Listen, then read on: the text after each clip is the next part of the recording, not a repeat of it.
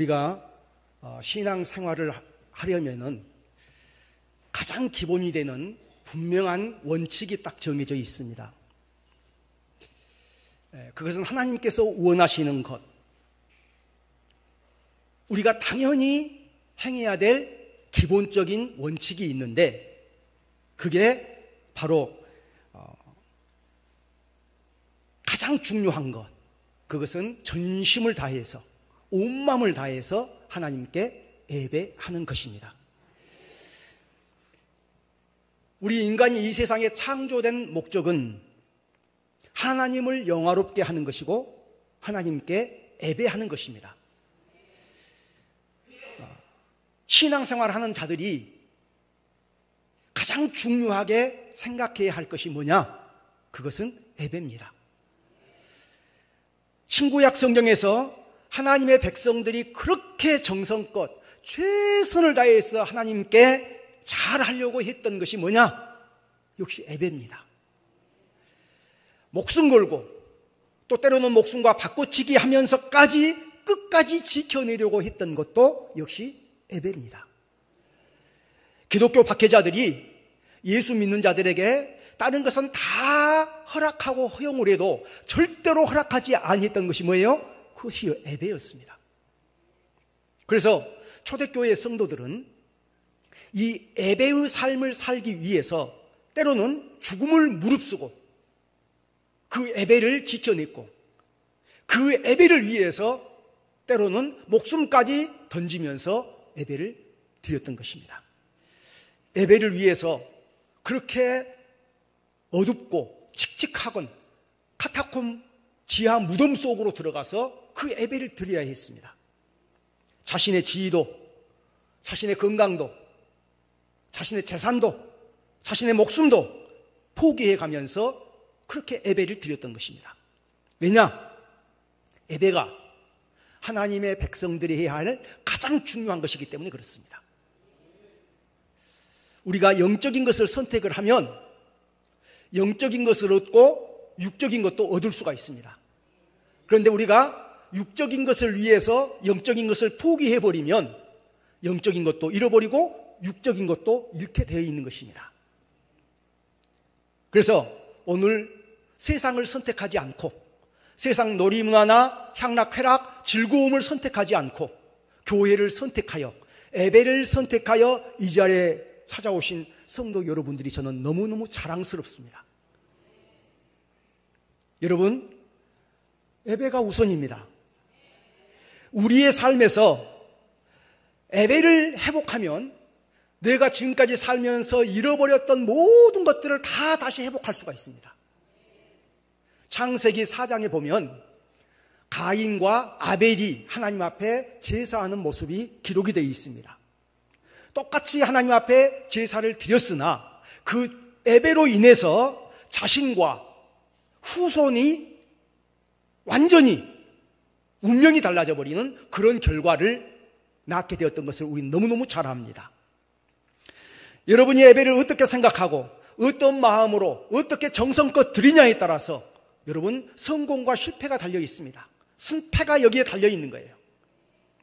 성경을 보면 하나님께서 우리에게 세상 살면서 신앙생활하면서 가장 첫 번째로 귀중히 여겨야 될 것, 중요하게 여겨야 될 것이 무엇이냐? 그것이 예배라고 가르치고 있습니다. 예배는 여러분 우리 신앙생활에서 첫 번째입니다. 때문에 예배를 귀중히 여기고 그 귀중히 여기면서 그 예배를 드리기 위해서 우리들은 최선을 다할 수 있어야 되는 거예요.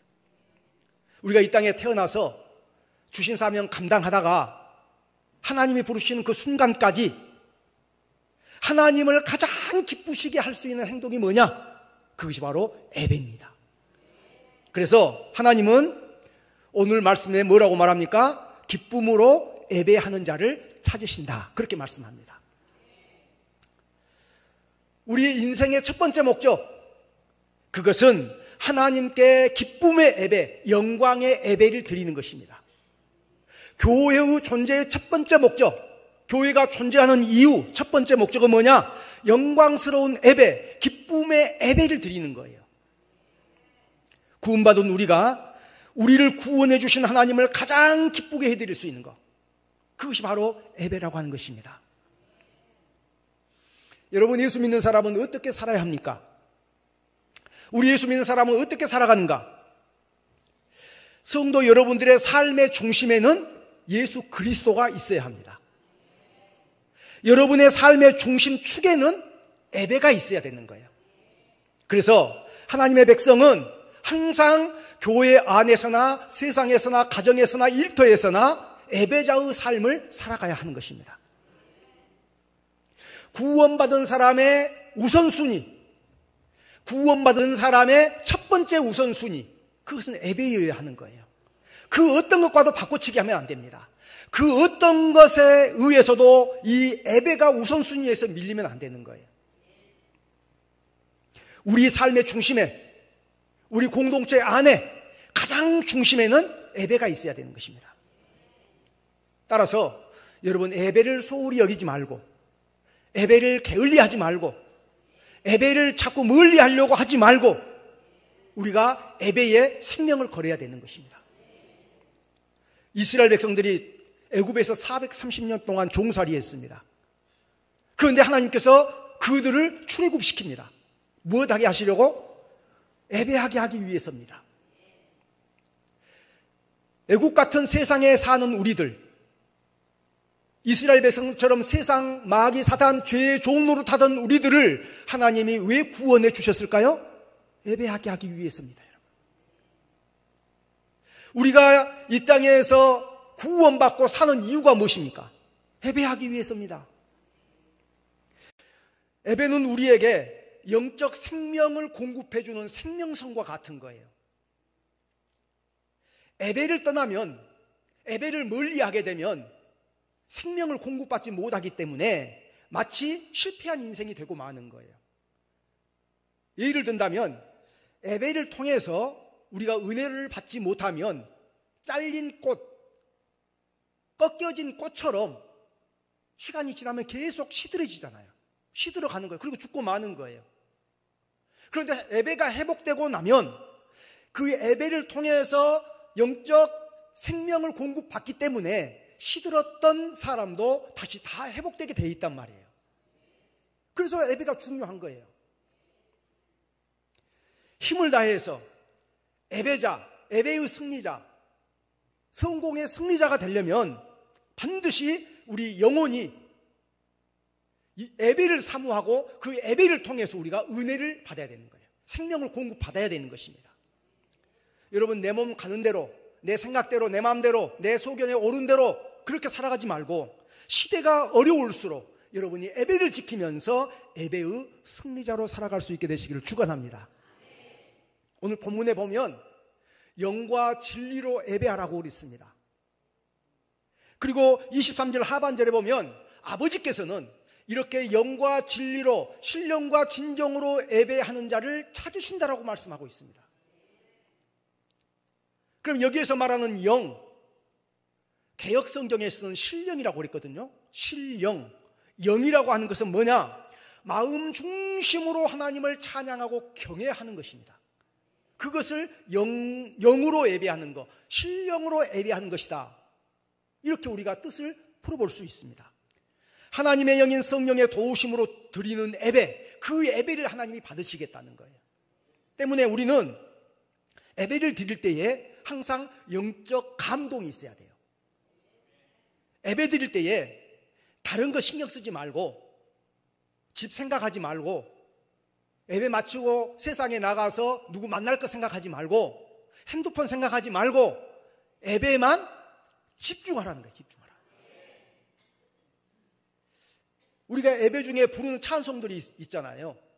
이 찬송 가사가 그냥 우리가 아는 노래니까 이렇게 부른다고 생각하지 마시고, 찬송 가사 하나하나가 내 신앙 고백이라고 생각하시고 내 삶의 실제라고 생각하시면서 찬양을 하셔야 되는 거예요. 여러분들이 교회에 와서 하나님 앞에 드려지는 그 기도가 진짜 내 마음을 담아서, 정성을 담아서 드리는 그런 기도가 돼야 되는 거예요. 오늘 말씀 듣다가 여러분들이 아멘 하시잖아요. 이 아멘을 하셨다면 그대로 내가 아멘한 대로 그대로 될 줄로 믿습니다. 이런 내 신앙의 믿음의 표현을 고백하는 것과 똑같은 것이잖아요. 그런 마음으로 우리가 아멘하면서 받아들여야 되는 거예요. 신령으로 예배한다는 것은 그래서 다른 거 신경 쓰지 말고 예배에만 집중해라, 하나님께만 집중해라 하는 그런 말씀의 의미인 것입니다. 그렇다면 이렇게 마음만 있으면, 마음으로 예배만 내가 드려야지 이렇게 마음만 먹고 있으면 될까요? 아니죠. 그 이후에는 영과 뭘로? 진리로, 진정으로 예배하라. 그래서 진리로 예배하라. 진정, 진리, 이 말의 의미는 진실하는 그런 뜻을 하고, 진실이라고 하는 뜻을 담고 있어요. 다시 말해서 마음만 갖고 있지 말고 예배하고자 하는 이 마음을, 하나님께 집중하고자 하는 이 마음을 행동으로 그대로 옮겨라 하는 그런 말씀의 의미란 말입니다. 여러분, 능력 있는 삶을 살고 싶으십니까? 예배를 회복하시기 바랍니다. 예배가 여러분 회복되기를 원하십니까? 그렇다면 하나님을 갈망하고 하나님을 간절히 사모하셔야 됩니다. 믿음이 무엇일까요? 뭘 믿음이라고 말할까요? 믿음은 내가 믿는 믿음의 대상만을 바라보는 거예요. 그게 믿음이에요. 여러분들이 하나님을 믿음의 대상으로 삼고 있기 때문에 하나님만 바라보는 것, 그것이 바로 믿음이란 말입니다. 오늘 이 예배 시간에는 세상 그 무엇이 들어오면 안 되는 거예요. 세상 그 무엇이 생각나면 안 되는 거예요. 하나님만 집중하고 예배에만 집중할 수 있어야 된단 말이에요. 그것이 바로 믿음입니다. 예배가 무엇입니까? 하나님을 만나기 위해서, 이 예배 시간을 통해서 하나님을 만나기 위해서 하나님만 바라보고 하나님께만 집중하는 것, 이것이 예배예요. 예배. 그래서 예배란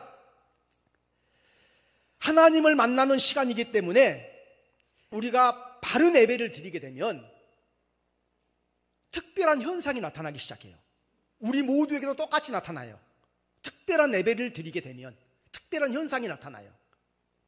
바른 예배를 드리게 되면 이 예배에 집중하고 여러분이 하나님께 집중하시게 되면 특별한 현상이 나타나는데, 이 예배를 통해서 내 죄가 자각이 되어지는 거예요. 다시 말해서 죄가, 내 추하고 더러운 죄가 깨달아지고 자각이 되어진다니까요. 그러면 내 죄가, 이렇게 예배를 통해서 나를 바라보니 내 죄가 추하고 더러운 부분들이 자각이 되어졌는데 그대로 가만히 있을까요? 뭘 하죠? 회개를 하잖아요. 회개를 그냥 형식적으로 회개하는 것이 아니고 너무너무 더럽고 추하니까 마음을 찢는 마음으로, 마음을 찢는 그런 마음으로 회개를 한단 말이에요. 그것을 우리가 통회라고 그러는 거예요. 통회. 통회한다, 애통한다, 그렇게 얘기를 합니다. 이 추하고 더러운 죄를 마음을 찢고 통회하고 애통하지 않으면 견딜 수 없는 거예요. 그래서 거기에 회개가 터져 나오는 것이란 말입니다. 이렇게 말씀을 듣다가 예배 드리다가 자신의 추하고 더러운 모습이 자각이 되어지고 그것을 드러내놓고 회개하고 마음을 찢는 애통으로 회개 기도를 하게 되면 그 사람은 살게 되어 있는 거예요. 이사야가, 선지자가 하나님을 인격적으로 만나고 뭐라고 말합니까? 화로다 나로 망하게 되었도다. 베드로가 예수님을 인격적으로 만나고 뭐라고 말합니까? 주여 나는 죄인입니다. 나를 떠나소서. 다윗이 하나님을 만나고 자기의 추하고 더러운 모습이 깨달아져서 요가 다 적시도록, 베개가 다 적시도록 기도했다고 그랬어요. 이것이 하나님이 받으시는 예배인 것입니다. 오늘 여러분들이 이 예배를 통해서 여러분들을 자각할 수 있게 되고 죄가 보여지게 되고 그 죄를 회개하게 되고 마음을 찢는 통회와 애통의 마음으로 하나님 앞에 나아가신다고 한다면 그 예배를 하나님이 받으시겠다는 것입니다. 오늘 이 예배 중에 말씀을 들으시다가 나는 여러분들에게 이런 특별한 현상들이 나타날 수 있게 되시기를 축원합니다. 방탕하고 속썩이고